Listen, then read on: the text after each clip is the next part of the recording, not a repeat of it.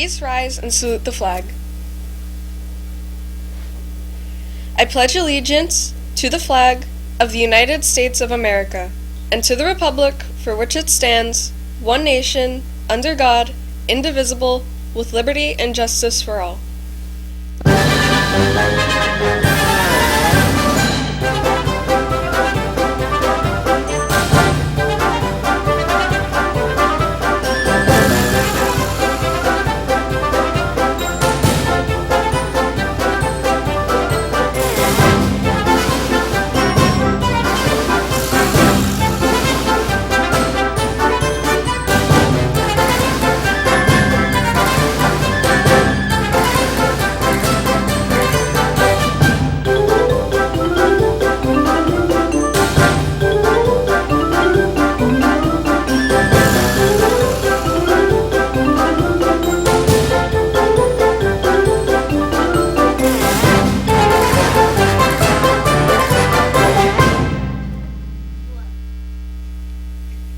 Good morning and welcome to RPtv. Today's Tuesday, March 10th, 2020. The coronavirus has become the hot topic and now dominates the news cycle. And here in New Jersey, the governor has made an important announcement. Barbie has that report.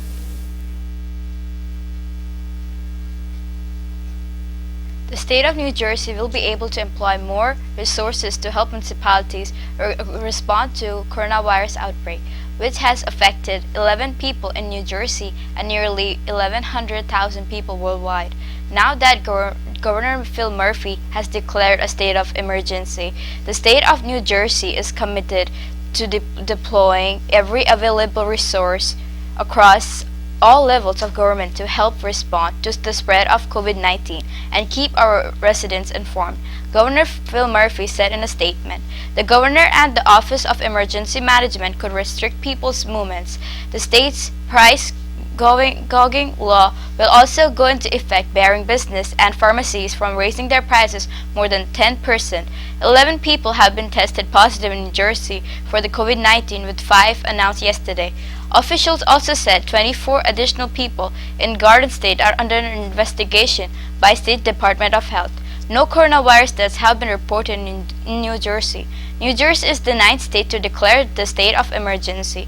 The other states are Washington, Florida, California, Kentucky, Maryland, Utah, Oregon, and New York."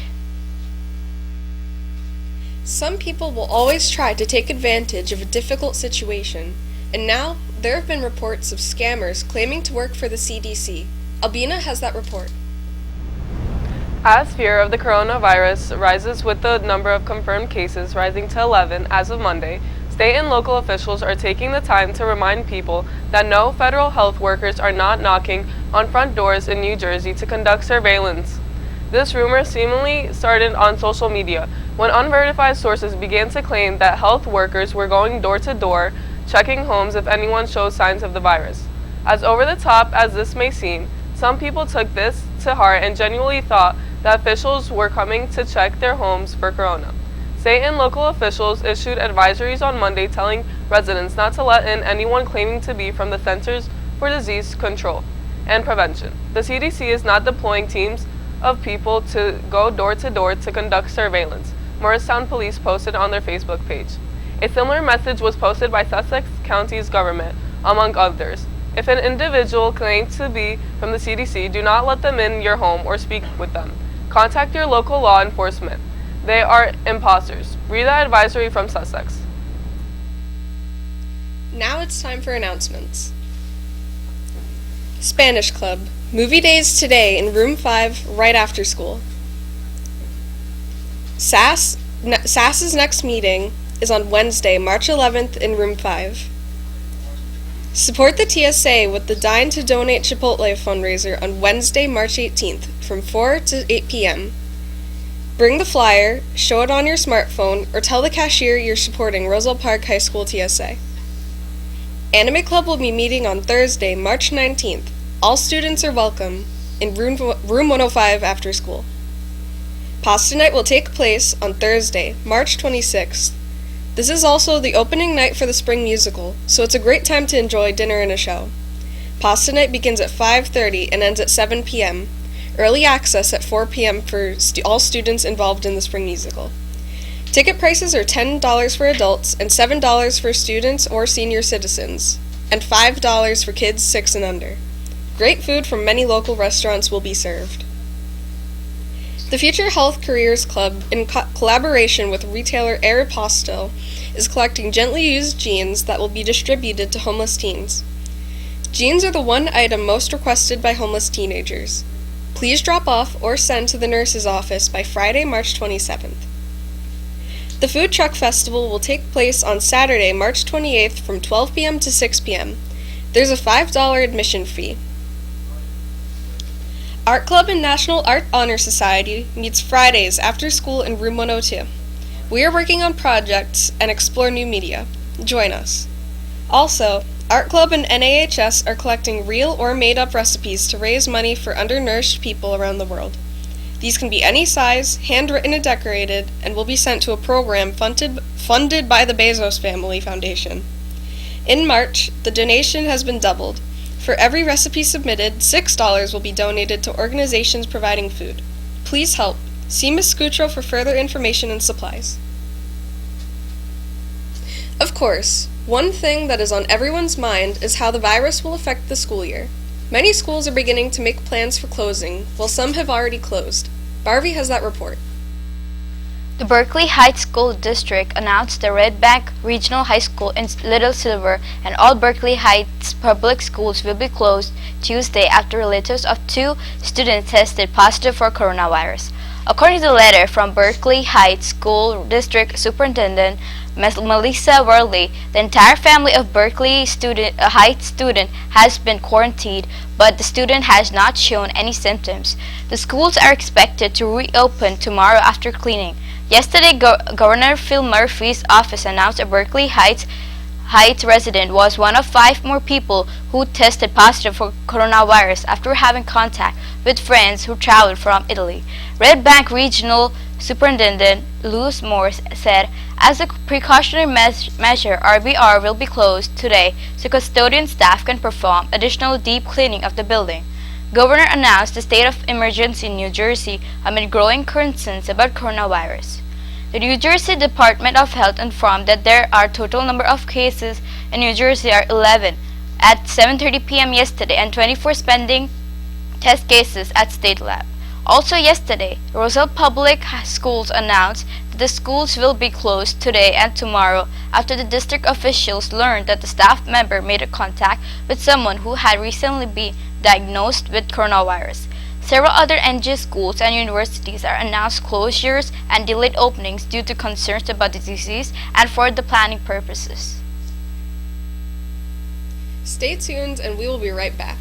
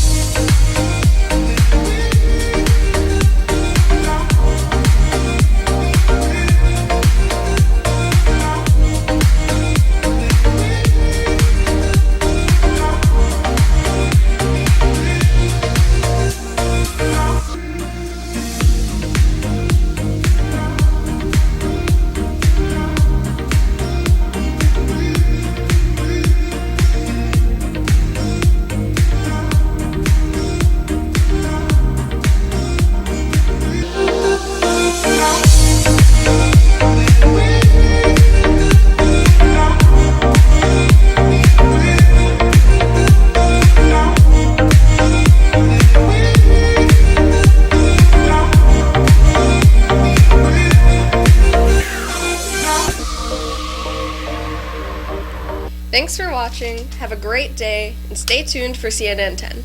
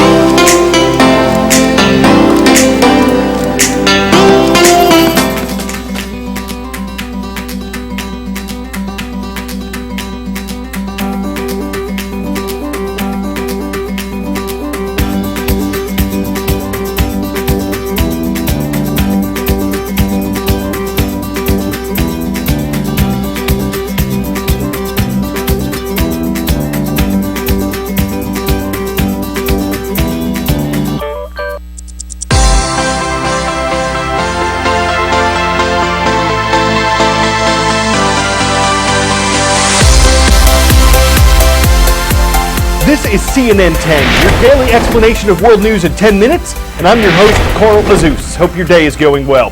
Yesterday did not go well for international stock markets. After drops in other exchanges around the world, the U.S. stock market set a record, and not a good one. The Dow Jones Industrial Average is an index of 30 significant stocks. It includes companies like Disney and McDonald's, and it's one major indicator of how the market as a whole is doing. The Dow dropped so fast yesterday that a circuit breaker kicked in, a temporary stop to trading to give investors a chance to catch their breaths. It lasted 15 minutes, and when everything was said and done with at the end of the day, the Dow had lost more than 2,000 points, its worst point drop than on any other day in history.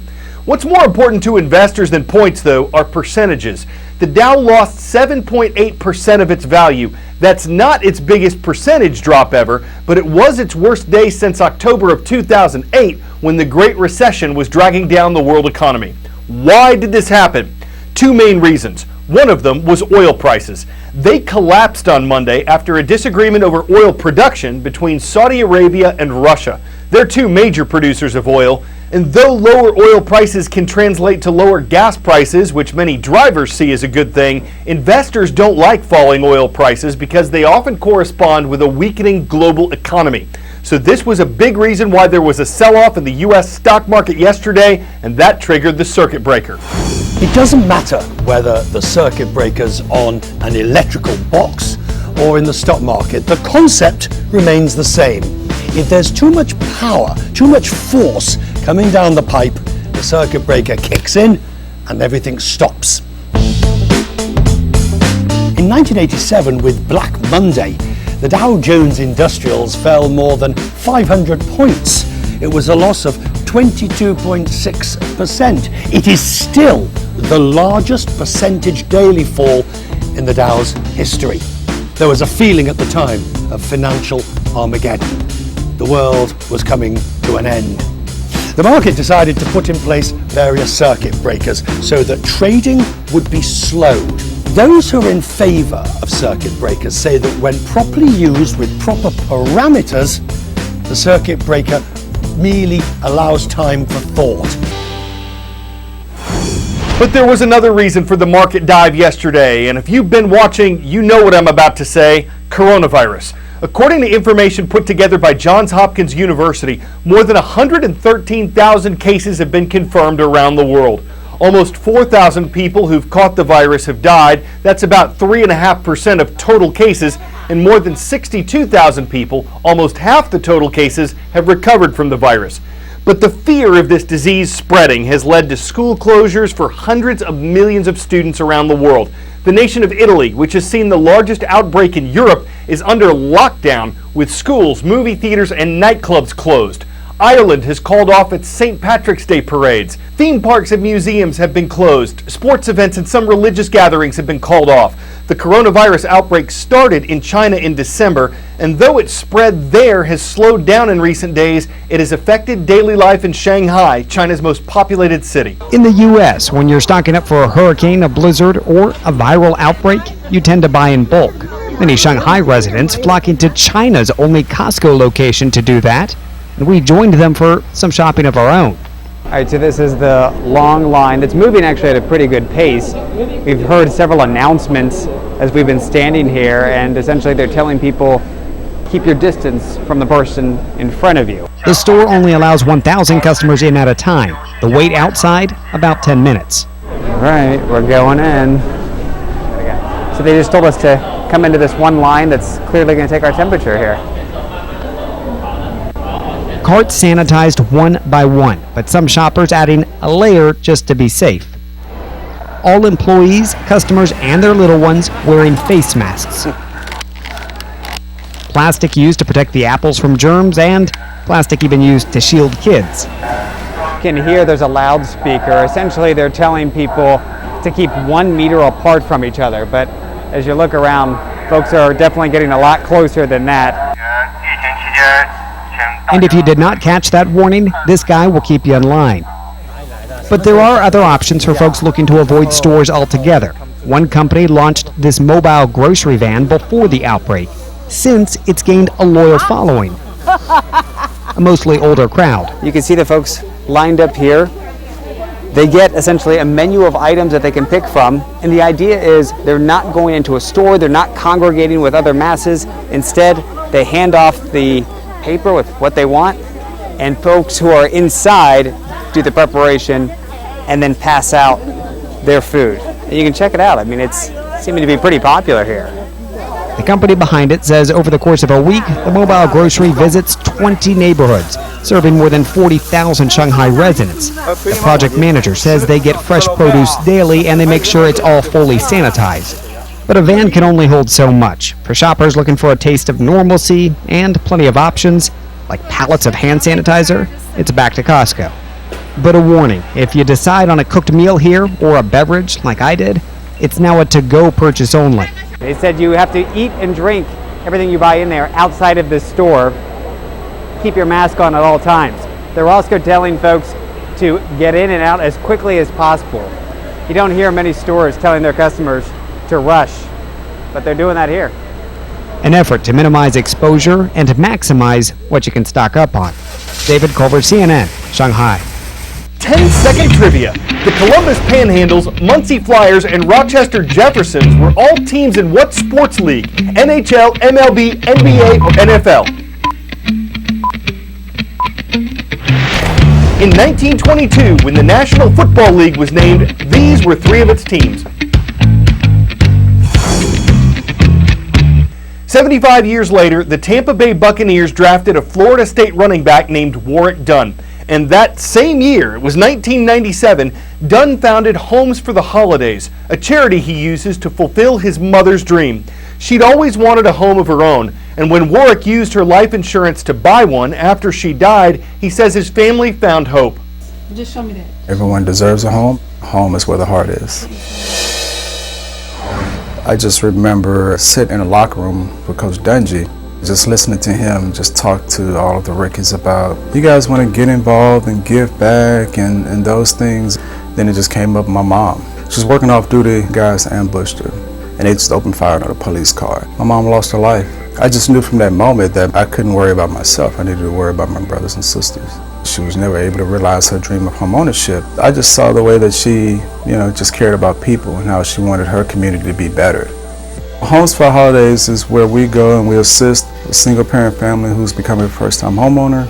So far, over the last 21 years, 177 single-parent families. We give them $5,000 down payment, and we fully furnish their homes with food, furniture, linens, garden tools, TVs, computers, all the way down to the toothbrush. First, we was just focused on really just helping families get into homes. The more I really learned, we wanted to get on the business of giving people potential to break their cycle of poverty, and with that is financial literacy, health and wellness, education attainment, and workforce development and entrepreneurship. It set the foundation for me. Up until that point, survival was my thinking process. The goal is I hope we can go out of business, and when I say that, it's no one else needs housing.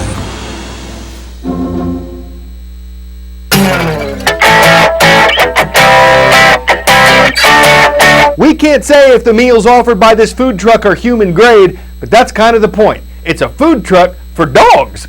Wolf Bowl rolls around the Virginia area serving hamburgers, tacos, donuts, and drinks, again, for dogs. The human couple that runs it say they wanted to give fresher, healthier options to animals than some dog food and treats typically provide. And like other food trucks, they sometimes sell out.